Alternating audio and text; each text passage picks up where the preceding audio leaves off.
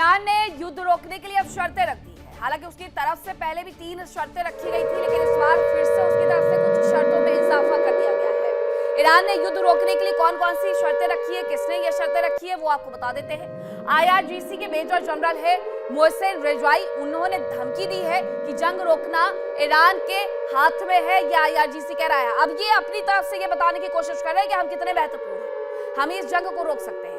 Iran में हुए नुकसान की भरपाई कर दे यूएस, ये कहा गया है IRGC के कमांडर की तरफ से। फारस की खाड़ी से वापस चला जाए अमेरिका, ये भी IRGC कमांडर कह रहे हैं। उनकी तरफ से 2 शर्तें रखी गई है कि पहला, जो सबसे ज्यादा नुकसान हुआ है ईरान के अंदर, उसकी भरपाई यूएस कर दे। दूसरा ये कि IRGC कमांडर ने कहा है कि फारस की खाड़ी से अमेरिका अपनी सेना को वापस लेकर के जाए। अब ये गेंद उनकी तरफ से अमेरिका के पाले में फेंक दी गई है कि अगर इस युद्ध से उसे बाहर उबरना है, निकलना है, तो उसे IRGC कमांडर की इन 2 शर्तों को मानना होगा। लेकिन क्या अमेरिका इनके सामने झुक जाएगा? अब उसे झुकना तो पड़ेगा। हॉर्मुज़ स्ट्रेट बंद, दूसरी तरफ हूती भी कह रहे हैं कि हम इस जगह को बंद कर देंगे। तो अगर उनकी तरफ से भी इसी तरीके से स्ट्रेट को बंद कर दिया गया तो यूरोप से लेकर के पूरी दुनिया में तेल सप्लाई तो ठप समझिए। और अगर ये हुआ तो अमेरिका के ऊपर दबाव भी यूरोपियन कंट्री की तरफ से बनाया जाएगा कि अब बस करो। लेकिन ये कब होगा, ये आने वाला वक्त बताएगा। अब एक और खबर आ रही है कि ईरान को अमेरिकी बेस पर, ईरान ने अमेरिका के बेस पर एक बड़ा हमला कर दिया है। इराक में ये अमेरिकी बेस पर हमला किया गया है। अमेरिकी बेस पर बमबारी के बाद भीषण आग लगी हुई है। ईरान की मीडिया के हवाले से ये खबर आई है। ईरान ये बता रहा है कि उसने इराक में अमेरिकी बेस को नुकसान पहुंचाया है, वहां पर हमला कर दिया है। ये 2 खबरें आ रही है। एक तरफ IRGC कमांडर कह रहे हैं कि अगर जंग रोकना है तो ईरान की शर्तों को मानना पड़ेगा। दूसरी तरफ जंग की फ्रीक्वेंसी को बढ़ाते हुए ईरान की तरफ से इराक में अमेरिकी बेस पर हमला किया गया है और वहां से भीषण आग की तस्वीरें आनी शुरू हो गई हैं। ये तस्वीरें कहाँ आ रही हैं, वो आपको दिखा देते हैं। ये इराक में बताया जा रहा है कि अमेरिका का जो बेस है वहां पर निशाना बनाया गया है मिसाइलों के माध्यम से और इस जगह को तबाह कर दिया गया है। दुनिया में 192 कंट्री है यूएन के हिसाब से, और उसमें से 160 कंट्री है जहां पर अमेरिका ने अपने सैनिकों की तैनाती की है। और मिडिल ईस्ट की तमाम जगहों पर उसकी तरफ से एयरबेस बना लिए गए हैं। अब जब उसकी तरफ से एयरबेस बनाए गए हैं तो मिडिल ईस्ट में उन्हें नुकसान भी बाकायदा ईरान की तरफ से पहुंचाया जा रहा है। ये तस्वीर जरा देख लीजिए। ये ईरान की मीडिया ये कह रही है कि हमने वहां पर बमबारी कर दी है अमेरिकी बेस पर, जो कि इराक में मौजूद था, और उसके बाद वहां पर भीषण आग लगी है। IRGC कमांडर ये कह रहे हैं कि अगर युद्ध रोकना है तो हमारी शर्तें माननी पड़ेगी, अमेरिका भुगतान करे हमारे यहाँ पर उसने जो नुकसान पहुंचाया, और दूसरा फारस की खाड़ी से वो चला जाए, अपनी सेना को हटा ले। जो उसने वहां पर अब्राहम लिंकन भेजा हुआ है, त्रिपोली भेज रहा है, दूसरी तरफ जेराल्ड आर फोर्ड भेजा हुआ है, ये सब कुछ उसे हटाना होगा, तब जाकर के ये युद्ध रुकेगा।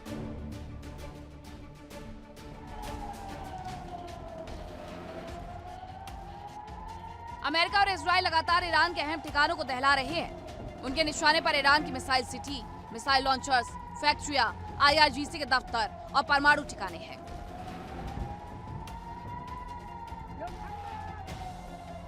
अमेरिका और इजराइल ईरान की आर्थिक रीढ़ यानी तेल के कारोबारी ठिकानों पर भी हमले कर रहे हैं। इस बीच अमेरिका ने खार्ग आइलैंड पर बड़ा हमला किया।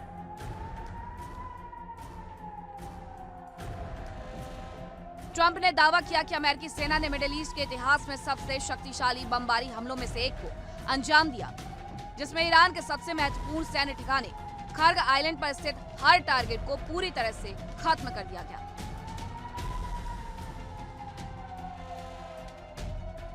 अमेरिकी राष्ट्रपति ने कहा कि अमेरिका ने जानबूझकर आइलैंड पर स्थित तेल इंफ्रास्ट्रक्चर पर हमला नहीं किया।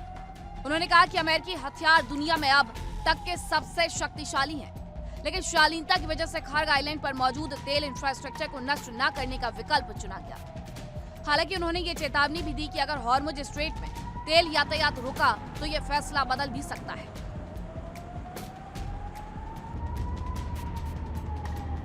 खार्ग द्वीप फारस की खाड़ी में मौजूद ईरान का एक अहम द्वीप है। ये ईरान के तेल व्यापार का अहम केंद्र है।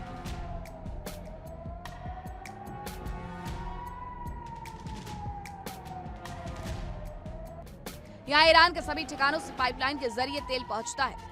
इस ठिकाने से ईरान के करीब 90% क्रूड ऑयल की सप्लाई होती है।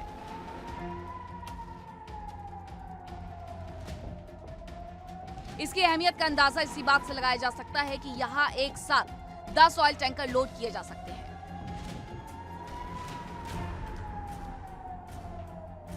अमेरिका के हमलों से यह साफ है कि वो ईरान को सिर उठाने का कोई मौका नहीं देना चाहता। खर्ग आइलैंड की सुरक्षा में ईरान ने कई एयर डिफेंस सिस्टम की तैनाती की थी, साथ ही मिसाइल लॉन्चर्स भी तैनात किए गए थे।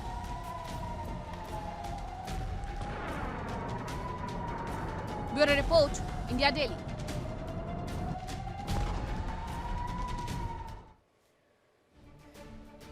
तो खर्ग द्वीप पर पहले ही हमला हो चुका है। अब ट्रंप एक बार फिर से उसे लेकर के धमकी देते हुए नजर आ रहे हैं। ट्रंप ने खर्ग द्वीप पर हमलों को लेकर के एक और धमकी दे दी है।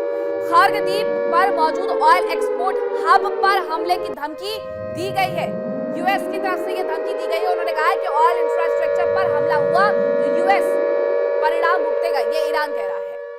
यह अमेरिका का बयान आया है कि वो खर्ग द्वीप पर एक बार फिर से हमला करेगा। खर्ग द्वीप पर मौजूद ऑयल एक्सपोर्ट हब पर हमले की उसने धमकी दी। ऑयल इंफ्रास्ट्रक्चर पर अगर हमला हुआ तो यूएस उसका परिणाम भुगतेगा, ये ईरान की तरफ से कहा जा रहा है। तो खर्ग द्वीप की तस्वीरें पहले ही सामने आ गई थी, जहां पर एक बड़ा हमला किया गया था, लेकिन उसमें बचाया गया था ऑयल इंफ्रास्ट्रक्चर को किसी भी तरीके से नुकसान ना पहुंचे। ये प्रयास किया गया था अमेरिका की तरफ से, लेकिन अमेरिका अब ये कह रहा है कि हम उस जगह पर फिर से हमला करेंगे, ऑयल एक्सपोर्ट हब पर हम हमला करेंगे। तो ईरान कह रहा है कि अगर ऐसा तुमने किया तो फिर ये समझ लेना कि आलम क्या होगा। ऑयल इंफ्रास्ट्रक्चर पर हमला हुआ तो यूएस को भी उसके परिणाम भुगतने होंगे। सीधी सी चेतावनी है ये कि हम आने वाले वक्त में कुछ और स्ट्रेट को बंद कर देंगे, जिसकी वजह से अमेरिका समेत यूरोप को तेल की कीमतों में न केवल इजाफा झेलना पड़ेगा बल्कि नुकसान भी उठाना पड़ेगा। हालांकि अमेरिका के लिए हर बार बिजनेस का दरवाजा खुलता है और इस बार भी अगर कुछ और स्ट्रेट को बंद किया गया, यूरोप तक तेल की सप्लाई बंद की गई, तो उनके लिए वेनेजुएला वाला तेल काम आ जाएगा। अमेरिका उसे बेचने की कोशिशें शुरू कर देगा। यूएस का जो ऑपरेशन खर्ग है, जरा उसके बारे में जान लीजिए। फारस की खाड़ी में है ईरान का ये खर्ग द्वीप, ये वो जगह है, ये खर्ग आइलैंड है, ये वो जगह है जिसे ऑयल एक्सपोर्ट हब कहा जाता है। अब इसी जगह पर फारस की खाड़ी में मौजूद खर्ग द्वीप अहम है और इसी जगह पर हमला किया गया था अमेरिका की तरफ से परसों रात में।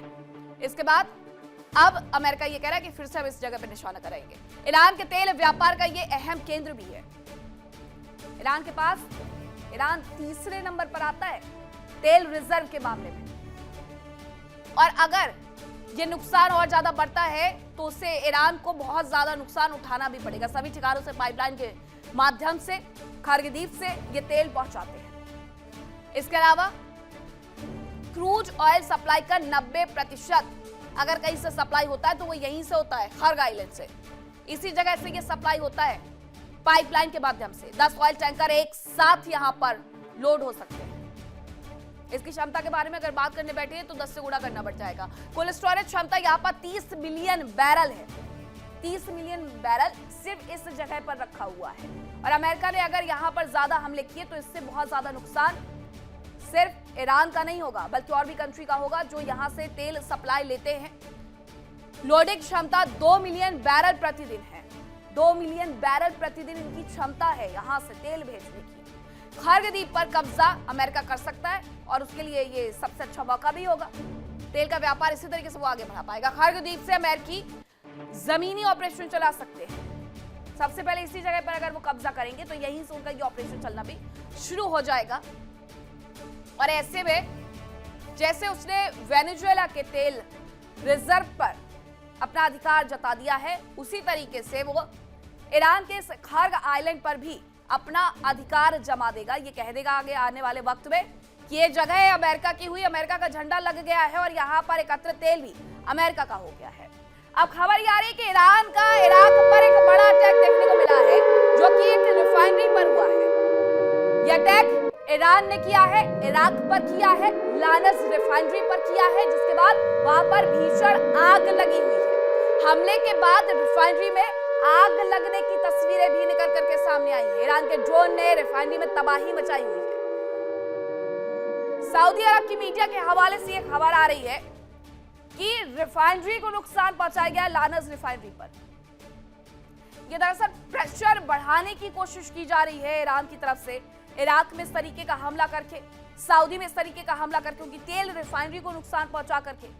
कि अमेरिका के एयरबेस सबसे पहले अपने देशों से हटाओ, अमेरिका के एयरबेस को इस्तेमाल करने पर पाबंदी लगाओ और अमेरिका पर यह प्रेशर बढ़ाओ कि वो ईरान से पीछे हट जाए।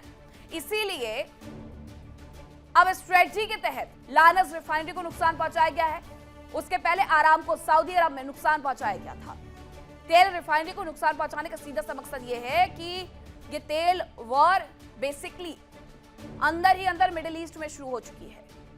ईरान में तेल रिफाइनरी को नुकसान हो रहा है, तो दूसरी तरफ मिडिल ईस्ट में जगह जगह पर वो तेल रिफाइनरी को नुकसान पहुंचा रहा है। देखिए इंडिया डेली 24/7 अब आपके स्मार्ट टीवी पर। इंडिया डेली मौजूद है सभी डिजिटल प्लेटफॉर्म पर लाइव और लगातार।